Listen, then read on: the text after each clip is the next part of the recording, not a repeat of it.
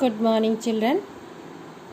कल मैंने ये पाठ हिमालय की बेटियां आपको पढ़ाया था, उसके बाद का अब मैं आगे पढ़ाने जा रही हूँ।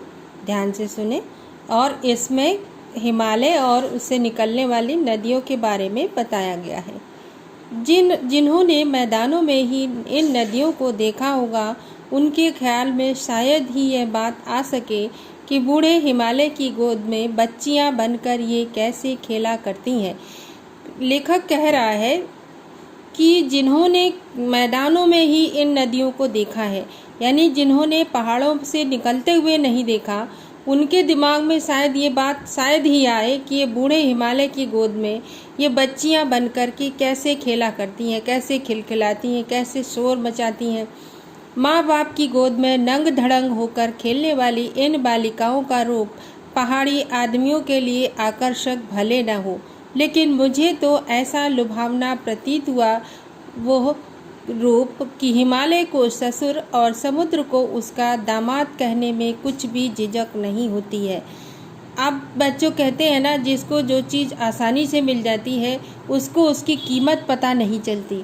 सेम लेखक बता रहा है कि जो पहाड़ी आदमी है, जो वहाँ पर रहने वाले लोग हैं, उनके दिल में उन नदियों को देख करके भले ही कुछ आकर्षण ना हो, लेकिन मुझे, जो कि वो मैदानों से पहाड़ों पर गया था, तो उसको ये इनका ये रूप, जो नदियों का यह रूप है, वो इतना अच्छा लगा, इतना लुभावना प्रतीत हुआ कि वो उसने हिमालय को ससुर और समुद्र को उसका दामाद कहने में भी उसको कोई झिझक नहीं हुई, कोई भी शर्म नहीं महसूस हुई। कालिदास के विरही यक्ष ने मेघदूत से कहा था, वेत्रवती बेतवा नदी को प्रेम का प्रतिदान देते जाना, तुम्हारी वह प्रेयसी तुम्हें पाकर अवश्य ही प्रसन्न होगी। कालिदास एक कवि है बच्चों, संस्कृत के, और बहुत महान कवि रहे हैं ये संस्कृत के। तो इन्होंने एक पुस्तक लिखी है मेघदूत, जिसका सार है कि वो कह रहे हैं कि वेत्रवती बेतवा नदी को प्रेम का प्रतिदान देते जाना, यानी बेतवा नदी को अपने प्रेम का प्रतिदान मतलब बदला देते जाना, क्योंकि वो तुम्हारी प्रेयसी बनकर तुम्हें पाकर अवश्य ही प्रसन्न होगी।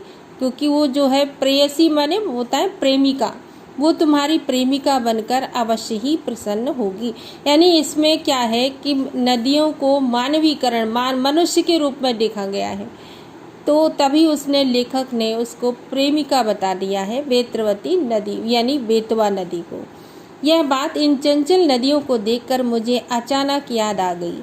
ये जो कालिदास ने मेघदूत में ये बात कही थी, वो इन चंचल नदियों को देख करके लेखक कह रहा है कि मुझे भी याद आ गई, और सोचा कि शायद उस महाकवि को भी नदियों का सचेतन रूपक पसंद था। और ये बात मेरे दिमाग में आ गई कि उस समय भी उस महाकवि को, कौन से महाकवि, कालिदास को भी नदियों का ये सचेतन रूप ही पसंद था, यानी उसको जीवंत रूप ही उसका पसंद था। दरअसल जो भी कोई नदियों को पहाड़ी घाटियों और समतल आंगनों के मैदानों में जुदा जुदा शक्लों में देखेगा, वो इसी नतीजे पर पहुंचेगा। दरअसल मतलब वास्तव में जो भी मनुष्य कोई जो नदियों को पहाड़ी घाटियों और समतल आंगनों के मैदानों में, यानी पहाड़ी जहाँ से वो निकलती हैं उन घाटियों से, और मैदानी क्षेत्र में जब देखेगा तो जुदा जुदा शक्लों में देखेगा। जुदा जुदा मतलब अलग अलग शक्लों में देखेगा, क्योंकि वो उनका वहाँ पर छोटा रूप होता है और मैदानों में आकर के बहुत विशाल रूप धारण कर लेता है। तो उन्हें देख करके वो भी इसी नतीजे पर पहुँचेगा।